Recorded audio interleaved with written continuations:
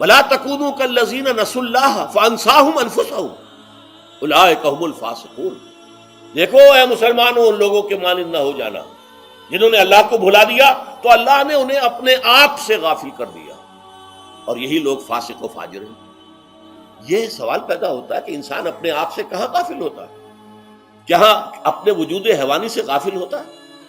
کیا بھوک لگتی ہے تو وہ ادھر ادھر منہ نہیں مارتا؟ غذا کو حاصل کرنے کے لیے کوشش نہیں کرتا؟ پیاس لگتی ہے تو کیا پانی یا کوئی اور مشروب تلاش نہیں کرتا؟ کوئی بیماری لاحق ہوتی ہے تو کیا اس کے علاج کی طرف توجہ نہیں کرتا؟ اسے آرام کی حاجت ہوتی ہے تو آرام نہیں لیتا؟ اپنے اس وجود سے تو غافل نہیں. کون سے وجود سے غافل ہوا ہے؟ وہ روحانی وجود سے غافل ہے.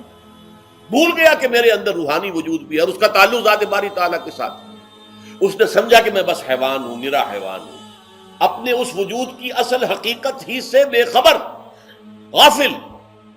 چنانچہ آج کے دور کا سب سے بڑا المیہ کیا ہے؟ ڈاروین کے نظریے کے جو اثرات پیدا ہوئے ہماری معاشرت پر، ہماری سوچ پر، ہمارے فکر پر، ہمارے فلسفے پر، ہماری سوشولوجی پر، وہ کیا ہے کہ ہم بھی نرے حیوان ہیں. اللہ اللہ خیر کرے.